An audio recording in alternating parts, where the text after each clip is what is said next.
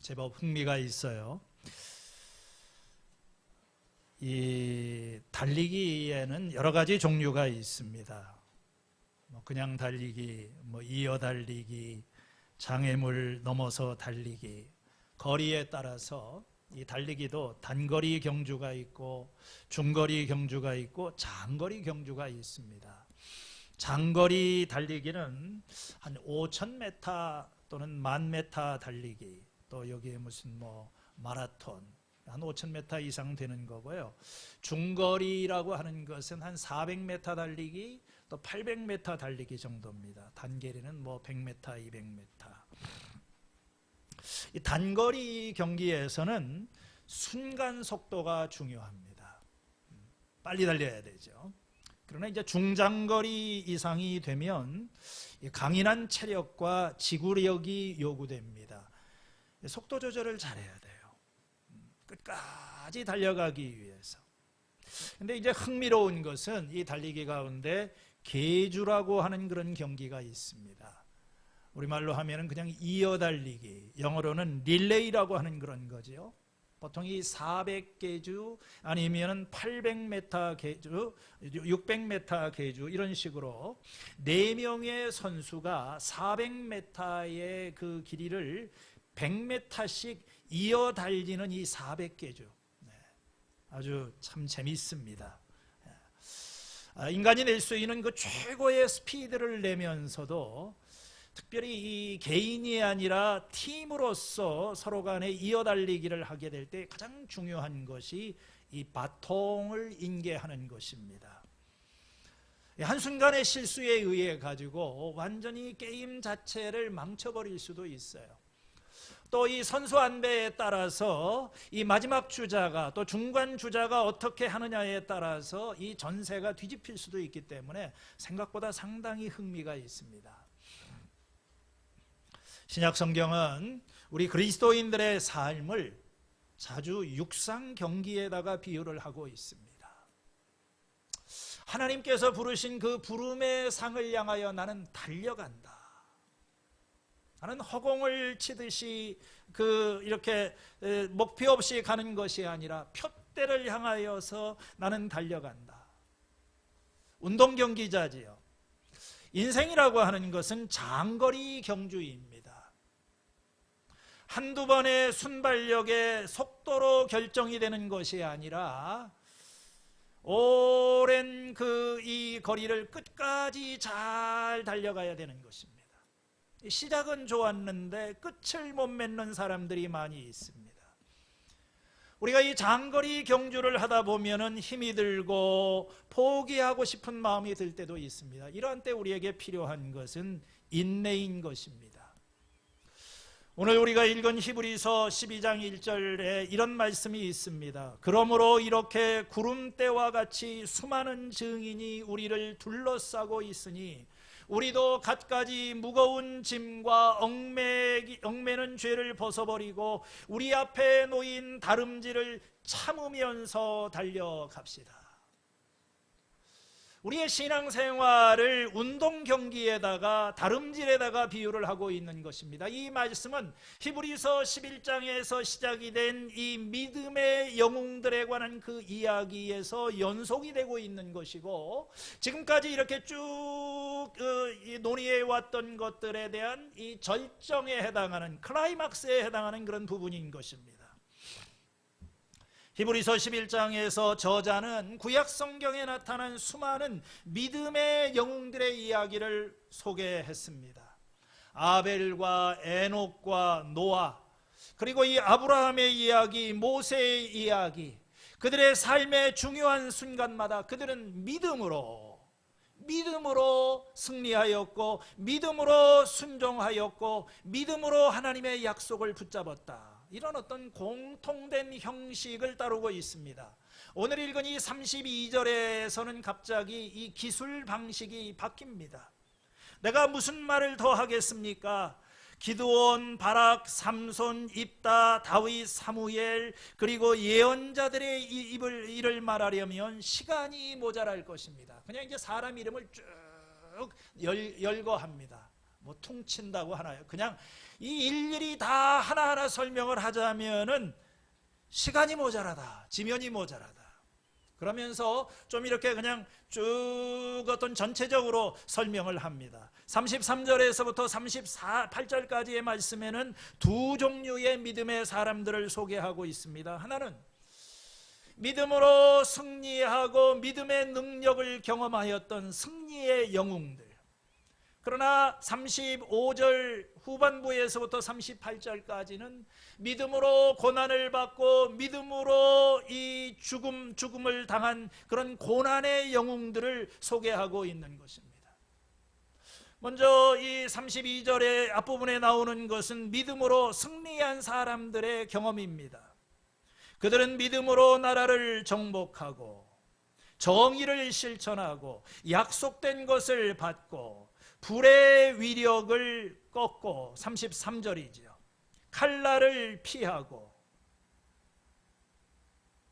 여기 사자의 입을 막는다고 하는 것은 우리가 알고 있는 이 사자굴 속에 들어갔던 다니엘의 그 어떤 경험이죠.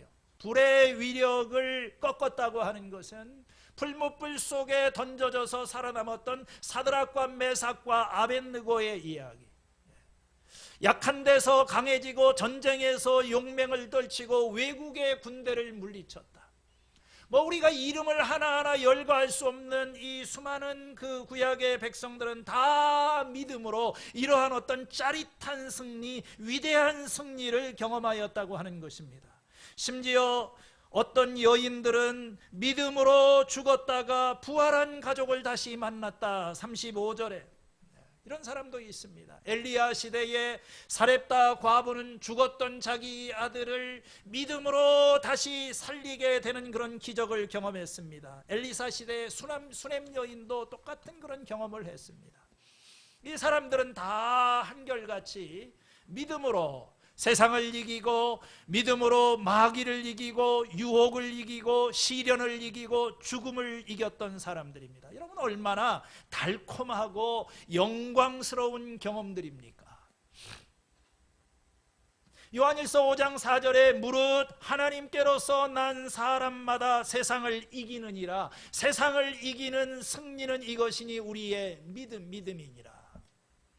그들은 수많은 역경과 난관 앞에서 굴하지 아니하고 믿음으로 승리를 하고 믿음으로 그 장애물들을 뚫고 나갔습니다. 믿음이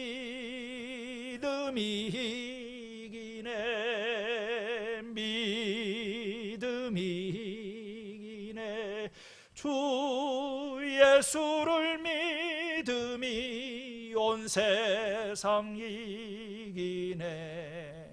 믿음으로 질병을 이기고 믿음으로 가난을 이기고 믿음으로 시련을 이겼던 이 사람들의 이야기.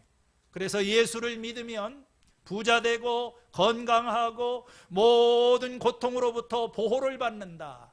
이런 식의 신앙을 표방하는 견해를 전문적인 용어로 승리주의라고 합니다. 영어로는 triumphalism, 승리주의라고 하는 거죠. 예수 믿으면 잘 되고 복 받고 우리가 믿음이 있으면 무슨 일이든지 해낼 수 있는, 믿는 자에게는 능치 못함이 없느니라. 믿음으로 승리할 수 있습니다. 믿음으로 고난을 이길 수 있습니다.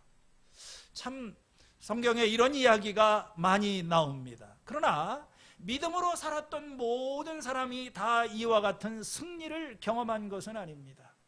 35절 후반부에 이어지는 구절에서 나오는 그 부분들은 앞에 있는 이야기하고 뚜렷한 대조가 되고 있어요. 저자는 이제부터 고난과 죽음, 인내의 모범, 고난의 영웅들을 소개하기 시작합니다.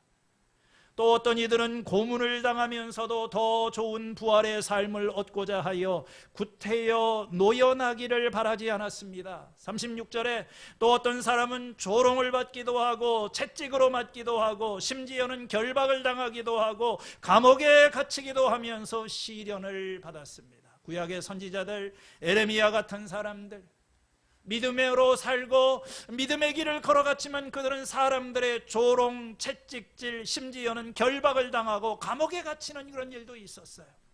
그뿐이 아닙니다. 그들은 돌로 맞기도 하고 톱질을 당하기도 하고 칼에 맞아 죽기도 하였습니다.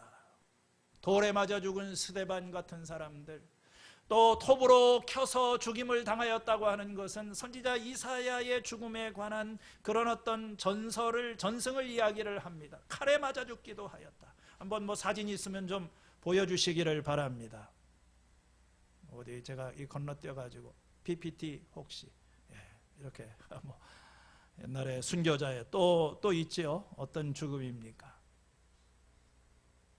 사자의 죽음이 되기도 하고 또 있나요? 앞에 이게 있었던 것 같은데요. 어쨌든 이 수많은 사람들의 그들은 광야와 산과 동굴과 땅굴을 헤매면서 다녔습니다. 다 믿음으로 살았던 사람들. 그러나 우리는 여기에서 세상적으로 보면은 실패한 사람들의 그런 목록을 보게 되는 것입니다. 끔찍한 고난을 당했어요.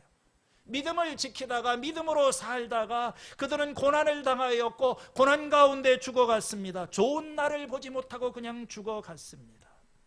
우리 여기 지금 소개가 되고 있는 이 고난의 목록들 중에 요즘 사람들 가운데 한 가지만 자기에게 닥쳐도 펄쩍펄쩍 뛰면서 난리를 칠 거예요.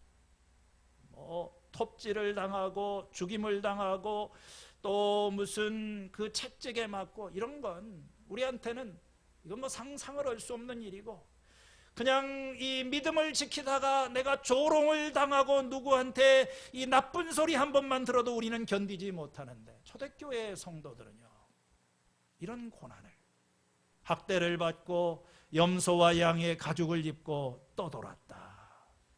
광야와 산과 동굴과 땅굴을 헤매면서 다녔다. 제가 터키 성지순례를 갔을 때 카파도기아의 데린구유라고 하는 지하 동굴을 방문했습니다. 한번 그 지하 동굴 사진을 보여주시겠어요? 이게 이런 식의 지하에 이 땅을 파고 동굴에 크리스찬들이 이슬람의 핍박을 피해 가지고 숨어 지내던 그런 동굴입니다. 이 동굴의 깊이가 120m로 이런 층이 18개의 층으로 이렇게 돼 있는 거예요. 그 옆에 보게 되면 지도로 이렇게 보여주죠. 이런 식으로 맨 위에가 땅이고 그 밑에 지하에 층층이 해가지고 이 사람들이 농사를 짓다가 무슬림들이 와서 핍박을 하려고 하게 되면 비밀 통구를 통해서 여기로 들어가서 상당 기간 동안 숨어 지내는 거예요. 그 캄캄한 곳에서. 이 사람들은 이러한 다양한 종류의 고난을 경험하고 시련을 당했다고 하는 거예요. 근데 참 이런 것이 쉽지 않은 일입니다. 끔찍한 고난, 정말로 상상하기 힘든 시련의 과정을 지키면서 그들은 믿음으로 지켰다. 우리는 이런 이야기를 들으면 질문을 하게 됩니다. 왜 이렇게 돼야만 되는 것인가? 무엇이 잘못인가? 이런 믿음의 사람들이, 하나님의 사람들이 하나님이 그들을 부르셨고 그들과 함께 하셨다면 왜 이런 어떤 고난과 시련과 끔찍한 고통을 경험하게 되는 것인가? 제가 지난 한 주간 동안 성경 공부를 하면서 또 개인적으로 제일 많이 받았던 질문이 그거예요. 어떤 분은 카톡을 통해서 아니면은 성경 공부를 하다가 되게 비슷비슷한 질문입니다. 하나님은 선하시고 능력이 많으신데 왜 우리로 하여금 이런 고난을 겪게 하시는 것입니까? 왜 믿음의 사람들에게, 선한 사람들에게도 나쁜 일이 생기는 것입니까? 왜 하나님께서는 선악과를 만들어서 우리로 하여금 이런 고통을 경험하게 하시고 처음부터 그런 것이 없이 만들지 않으면 안 되었습니까?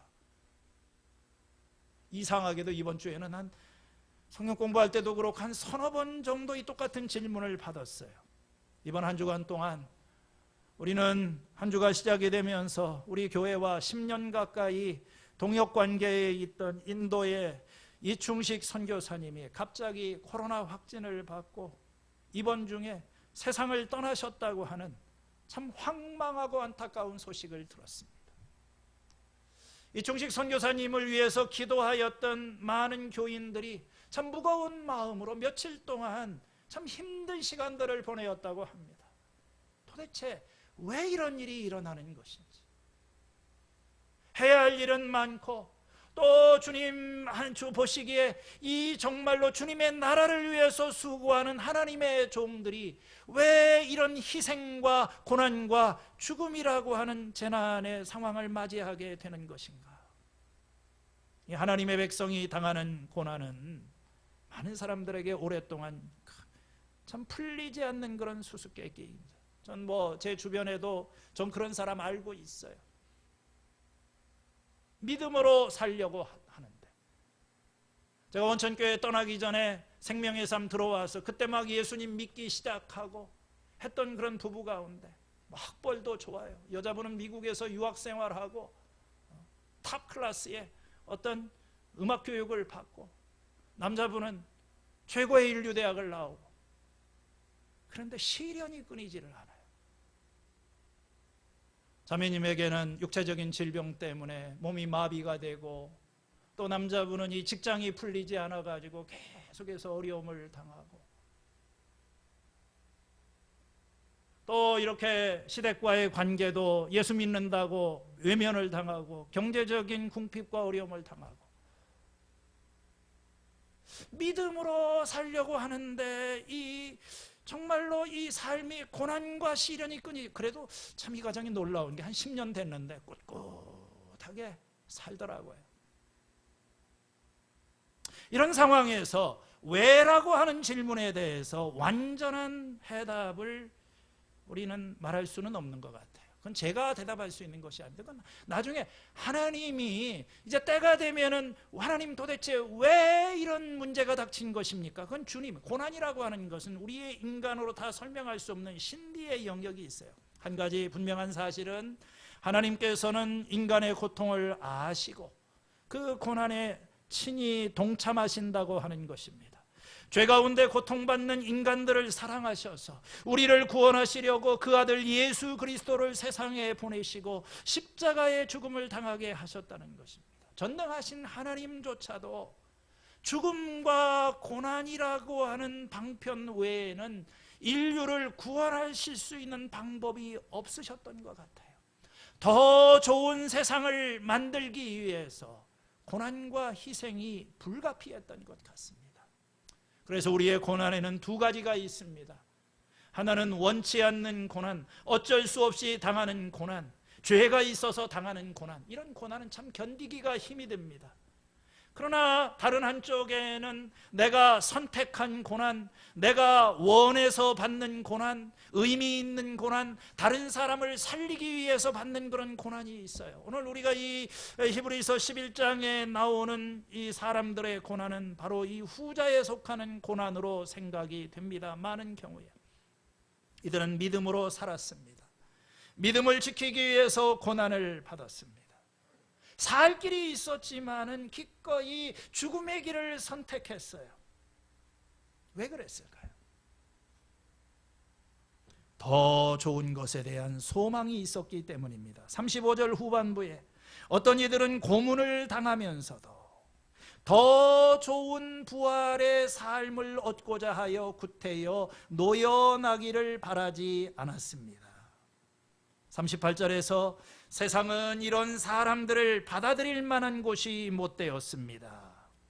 이건 좀 이해하기 쉽지 않은 모호한 규절입니다. 옛날 성경에서는 이런 사람은 세상이 감당하지 못하였다. 이 말의 의미는 세상은 이런 사람들을 감당할 만한 자격이 없었다. 아니면은 이 믿음의 사람들의 눈으로 볼 때 이 세상이라고 하는 것은 그럴 가치가 있는 곳이 되지를 못했다. 그들이 이렇게 참 엄청난 고난과 세상에서 조롱과 멸시와 경제적인 손실과 핍박과 가진 고난을 당하면서도 그것을 묵묵히 받아들일 수 있었던 것은 세상이라고 하는 것이 그렇게 그들의 눈으로 볼 때는 그렇게 가치 있는 것은 아니었다고 하는 것입니다. 39절에 보면 이런 고난의 영웅들의 삶에 대한 종합적인 평가가 나옵니다. 이 사람들은 모두 믿음으로 말미암아 훌륭한 사람이라는 평판은 받았지만 인정을 받았어요. 우리가 히브리서 11장에서 본 것처럼 그들은 믿음으로 살면서 그들의 믿음에 대해서 하나님의 인정을 받고 그 믿음의 영웅들의 목록에 그들이 기록이 되어 있습니다. 그러나 이 사람들은 약속된 것을 받지는 못하였다, 그렇게 결론을 내리고 있어요. 히브리서 11장 13절에도 족장들에 대해서, 아브라함과 그 후손들에 대해서 얘기를 하면서 똑같은 말을 합니다. 이 사람들은 모두 믿음을 따라 살다 죽었습니다. 그들은 약속하신 것을 받지는 못했지만 그것을 멀리서 바라보고 반겼습니다. 여러분, 잘 이해가 안 되지 않습니까? 누구보다도 하나님 앞에 신실했고 누구보다도 믿음에 있어서 헌신되고 충성된 이 사람들에게 하나님께서 주신 약속이, 이 사람들이 인정은 받았지만 하나님의 약속된 것을 받지는 못했다. 여기서 약속이라고 하는 것은 이 땅에 속해 있는 것이 아니라 어떤 하늘에 속한 그 하나님의 영원한 구원, 안식, 기업, 온전한 구원을 이야기를 하는 것 같아요. 이 사람들은 인정은 받았지만 이 약속을 경험하지는 못했다. 왜 그랬습니까? 그들이 약속을 받지 못한 것은 하나님께서 우리를 위하여 더 좋은 계획을 미리 세워두셔서 우리가 없이는 그들이 완성에 이르지 못하게 하신 것이다. 여기 더 좋은 것, 그것을 완성이라고 하는 말로 이렇게 표현을 하고 있지요. 이 완전한 구원, 이 구약의 성도들이 그렇게 오랫동안 기도하였던 이 구원, 영혼의 구원, 육체의 구원, 세상의 구원, 이 온전한 구원, 죄가 용서함을 받고 새로워진 땅에서 하나님의 백성으로 새 삶을 살아가는 이 궁극적인 이 구원이라고 하는, 이 구원의 완전한 구원이라고 하는 것은 아직 그들에게 주어지지가 않았다고 하는 거예요. 왜냐하면 그러한 구원은 우리가 없이는 그들이 도달할 수가 없는 것이기 때문이다. 우리는 그것을 경험하고 있는 사람들입니다. 왜냐하면 예수님이 오신 거예요. 예수님이 오셔서 우리에게 온전한 구원의 길을 열어주셨습니다.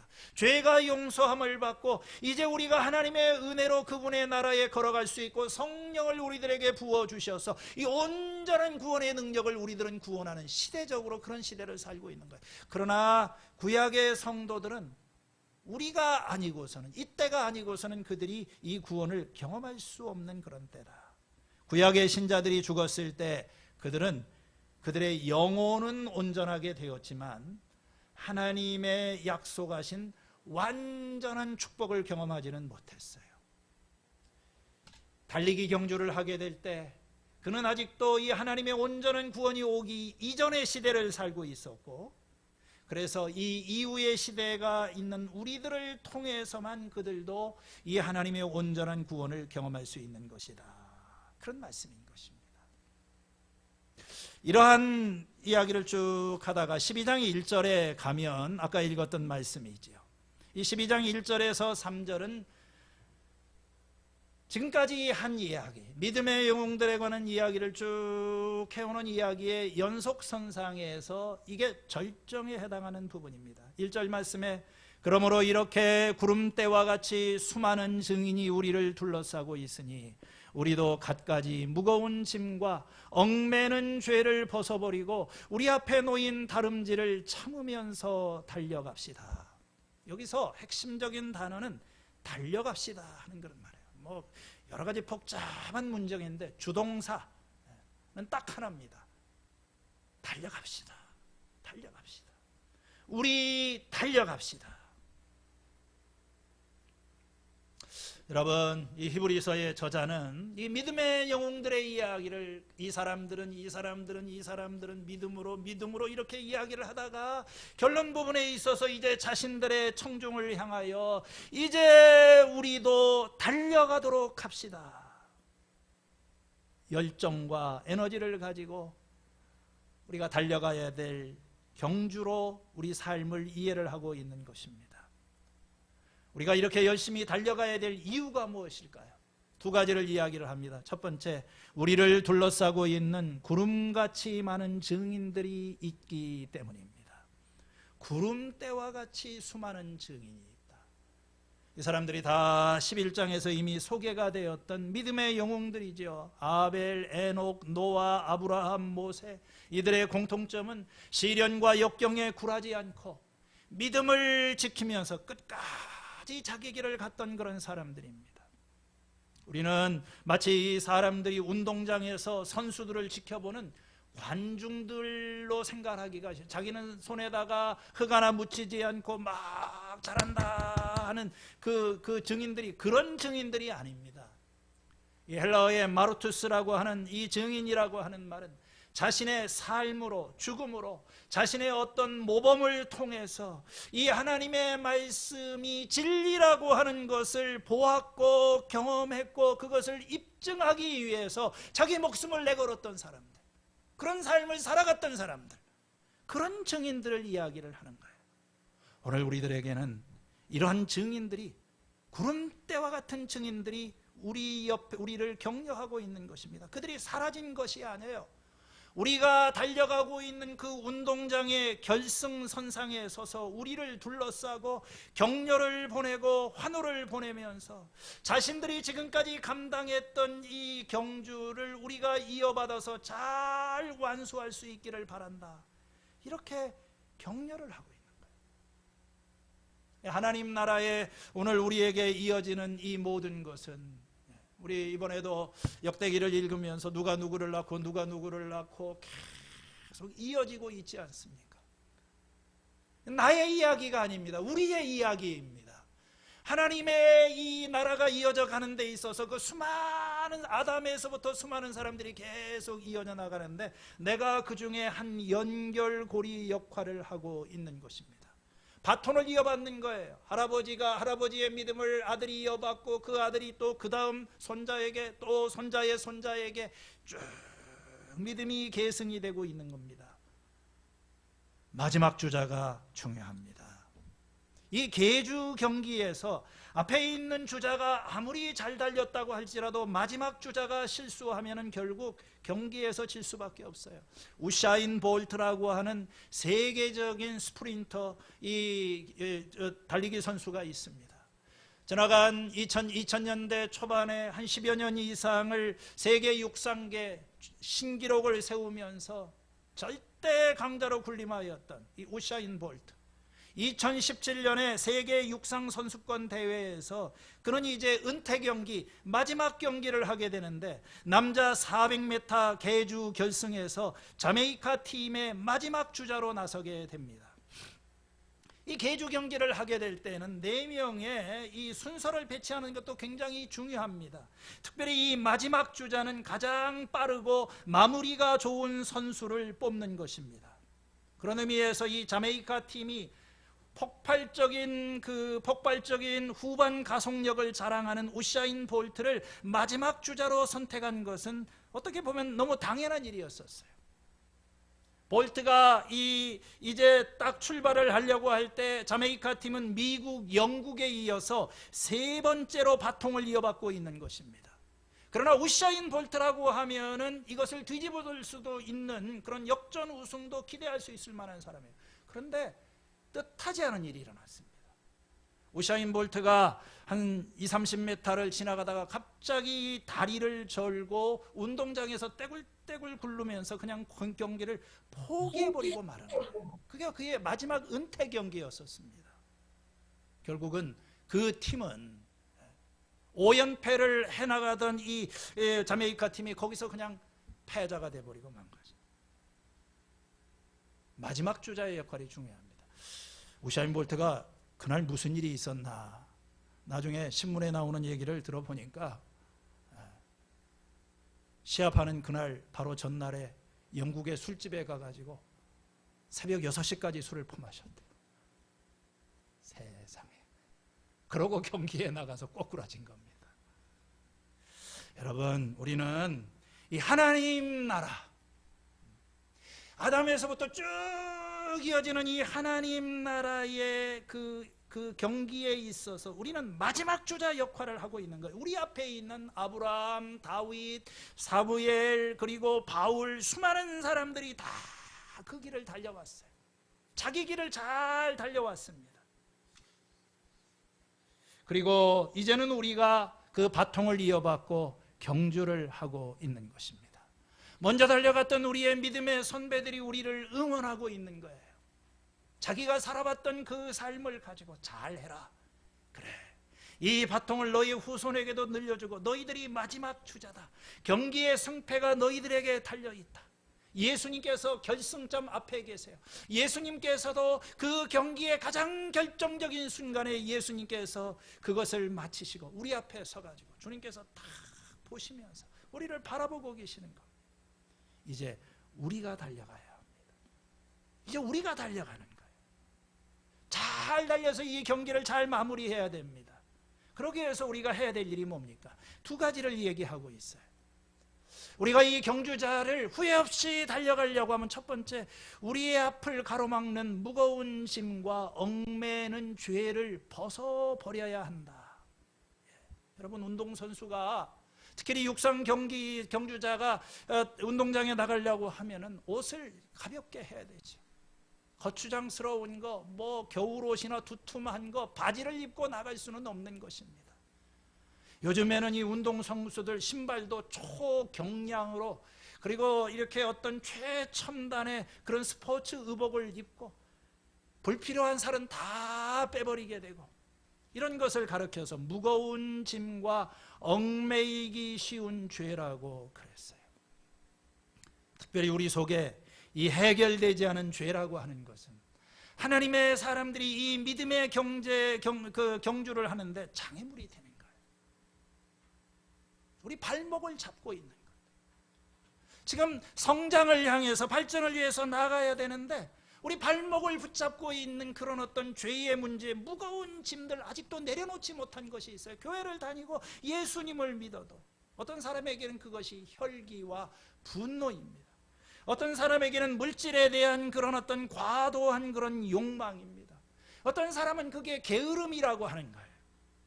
어떤 사람에게는 유튜브를 보거나 아니면은 컴퓨터 게임에 빠져드는 것입니다. 그게 발목을 잡고 있는 거예요. 달려가야 되는데 거기에 발목이 붙잡혀 있는 거예요. 성경 볼 시간도 없고 기도할 시간도 없고, 우리의 무거운 짐과 이 어떤 얽매이기 쉬운 그런 죄가 사람마다 다 다를까요? 발목을 잡고 있어요. 발목.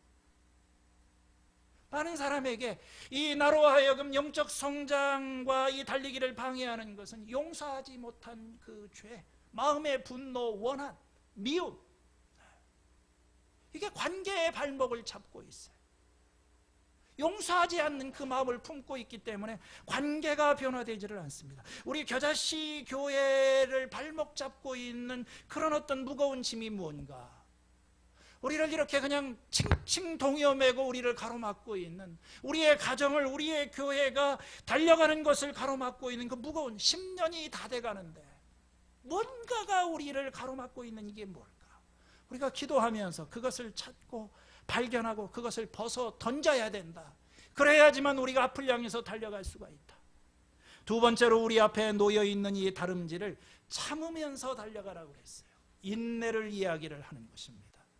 여러분, 신앙생활은 단거리 경주가 아니라 장거리라고 이야기를 했습니다. 속도가 중요한 게 아니에요. 반짝이면서 이렇게 속도를 내는 것이 중요하지 않습니다. 묵묵히 꾸준히 가는 거예요. 참음으로 달려가야 돼요. 힘들어도 끝까지 가는 것이 중요한 것입니다. 1절에서 3절 사이에 이 인내라고 하는 말이 3번이나, 참는다고 하는 말이 3번이나 반복이 됩니다. 히브리서가 이야기하는 믿음의 중요한 특징은 인내하는 거예요. 여러분이 빛을 받은 뒤에 고난의 싸움을 많이 견디어낸 그 처음 시절을 되새기십시오. 히브리서 10장 32절입니다. 36절에서는 여러분이 하나님의 뜻을 행하고 그 약속해 주신 것을 받으려면 인내가 필요합니다. 나의 의인은 믿음으로 살 것이다. 뒤로 물러서면 내가 기뻐하지 않을 것이다. 여러분, 인내가 필요한 것입니다. 단거리 경주를 하는 것처럼 지금 1000m 경기를 하고 마라톤 경기를 하고 있는데 초반에 한 2km, 3km를 막 전력을 다해 가지고 달리는 사람이 있어요. 나중에 중간쯤 가서 허덕허덕 하면서 더 이상 뛰지를 못하는 사람. 교회 안에도 그런 사람이 있죠.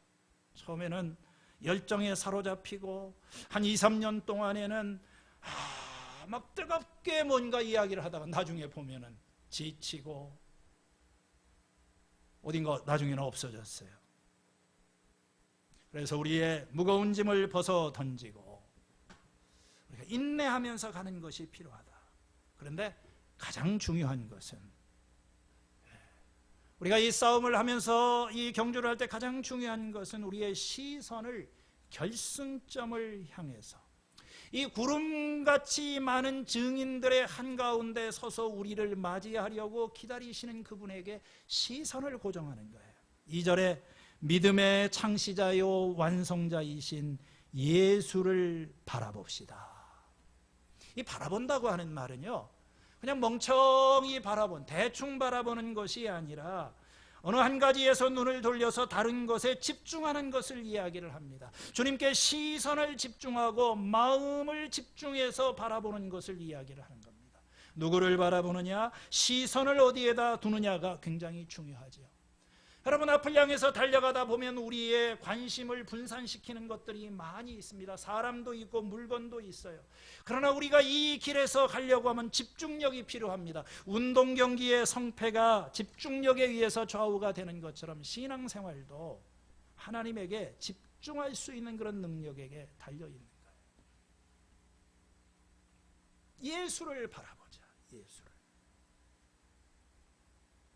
방향을 분명히 하고 우리가 그분을 바라보고 가는 것입니다. 이 예수님을 가르쳐서 믿음의 창시자요 완성자라고 했습니다. 이게 무슨 말일까요? 쉬운 성경에 보면은 우리의 믿음의 시작이시고 또 믿음을 완전케 해주시는 분이라고 그랬습니다.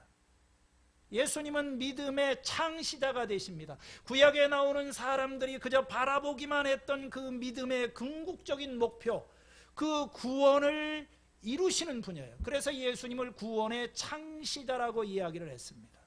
그 믿음의 어떤 출발점이 되시는 분입니다. 이 예수님께서는 믿음의 완성자, 우리 믿음을 완전케 하시는 분이라고도 이야기를 했어요. 믿음을 시작하고 믿음을 완성하기 위해서 지금도 일하시는 분입니다. 우리가 그런 믿음의 삶을 살아갈 수 있도록 우리를 또 도와주시는 분이기도 한 것입니다. 그래서 이제까지 우리가 쭉 보았던 믿음의 영웅들 가운데 예수님은 믿음의 알파가 되시고 오메가가 되시고 믿음의 가장 완전한 모델이 되신다는 거예요. 그 예수님이 보여주신 믿음의 그 모델, 그 핵심이 뭡니까?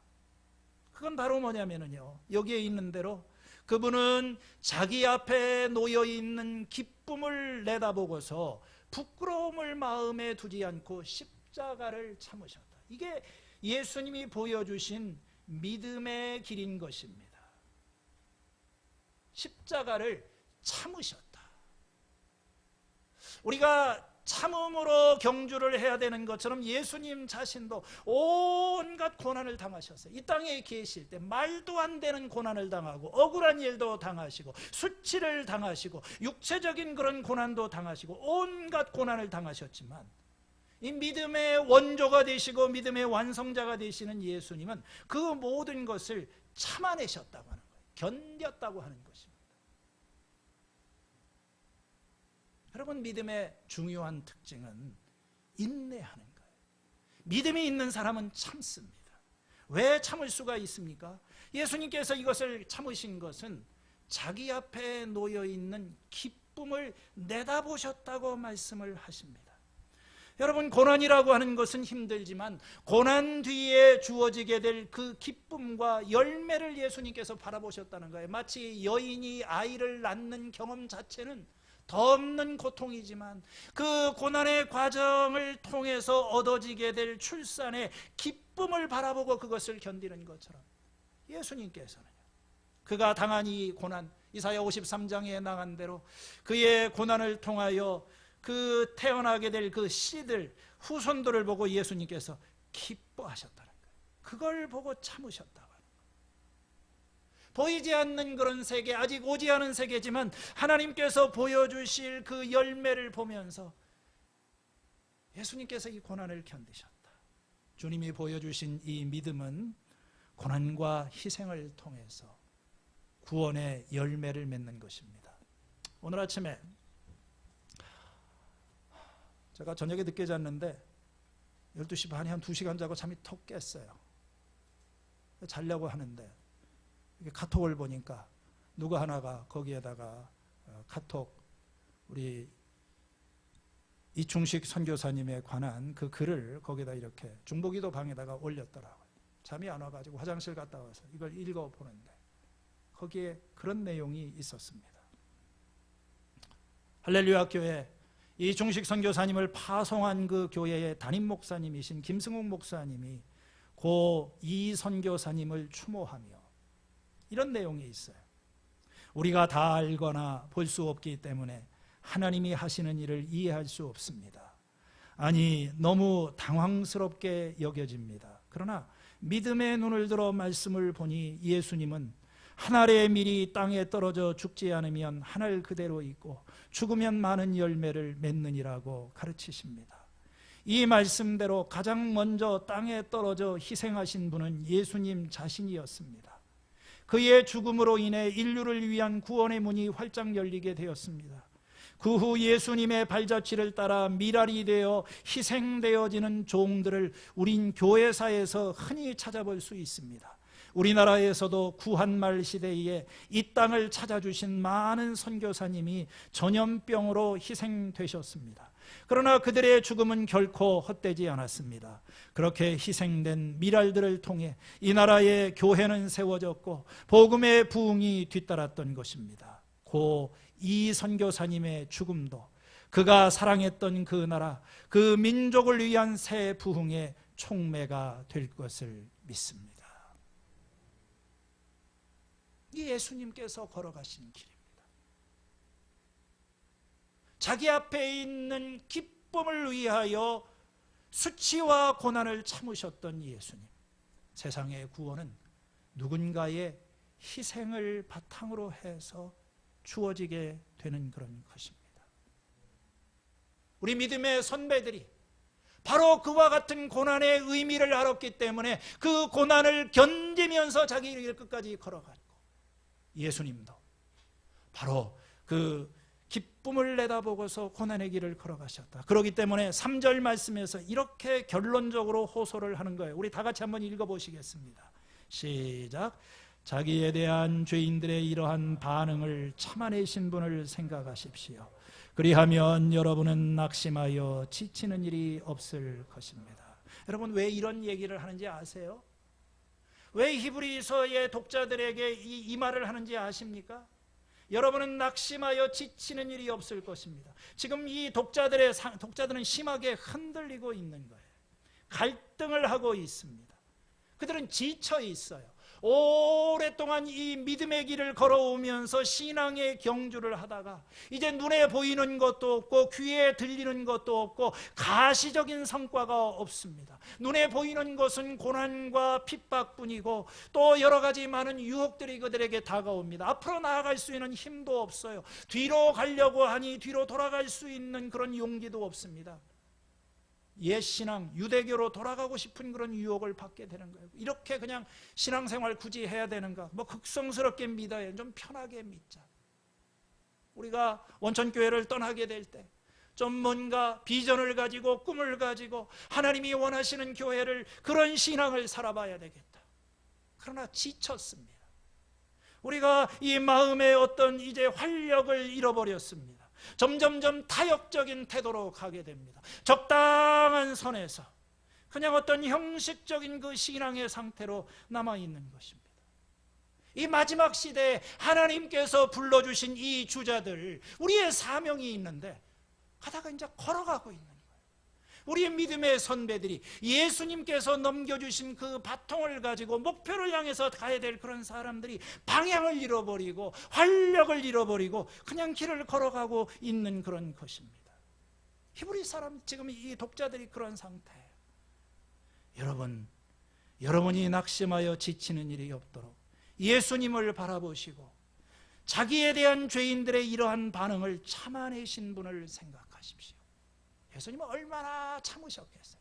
그 말도 안 되는 그런 조롱과 모함과 시련과 고난을 당하면서도 주님은 다 참으셨어요. 그 인내의 과정을 통해서 마침내 십자가까지 지시면서 주님께서는 승리하셨고 부활하셨고 이제 하나님의 우편에 앉으셨다, 이렇게 이야기를 하고 있습니다. 그 예수님이 오늘 우리들에게 말씀하시는 거예요. 오늘 이 고난이 두렵다고, 시련이 두렵다고 휘청주춤거리고 또 이 고난을 피하려고 하는 그런 사람들에게 주님께서 말씀하십니다. 힘을 내라, 포기하지 말아라, 끝까지 달려가도록 해라, 인내하여라. 참음으로 달리게 되면은 그 죽음의 골짜기, 고난의 골짜기를 통과한 마지막에 부활이 있다, 생명이 있다. 예수님께서 그 길을 통과하시고 살아있는 증인이 되셔서 오늘 우리들을 향해서 말씀하세요. 여러분, 어떤 길을 가시겠습니까? 지금 여러분들은 지금 어떤 상태에 있습니까? 여러분의 영적인 성장과 믿음의 진보를 위해서 무엇을 하고 있습니까? 오늘 이 히브리서 독자가 이야기를 합니다. 히브리서 저자가 오늘 이 말씀을 통해서 낙심하고 지치는 일이 없도록 이제 우리가 달려야 될 때입니다. 하나님께서 우리에게 주신 사명이 있고 우리를 통해서 이루시기를 원하시는 그런 목표가 있어요. 오늘 정말로 믿음으로, 참음으로, 인내하면서 하나님이 주신 그 목표를 향해 끝까지 완주하는 우리 겨자씨 교회 성도님들, 믿음의 가족들이 될 수 있기를 주님의 이름으로 축원을 드립니다. 하나님 아버지, 저희들의 귀가 둔하여 듣지 못합니다. 저희들의 눈이 선명하지 못하여 보지 못합니다. 그러나 보이지 않는 것을 보는 것처럼 믿을 수 있는 믿음을 저희들에게 주시고 아직 오지 않은 그것이 반드시 주어질 줄을 믿는 이 믿음을 가지고 흔들림이 없이 이 길을 걸어가게 하여 주시옵소서. 예수님의 이름으로 기도하였습니다. 아멘. 우리 말씀을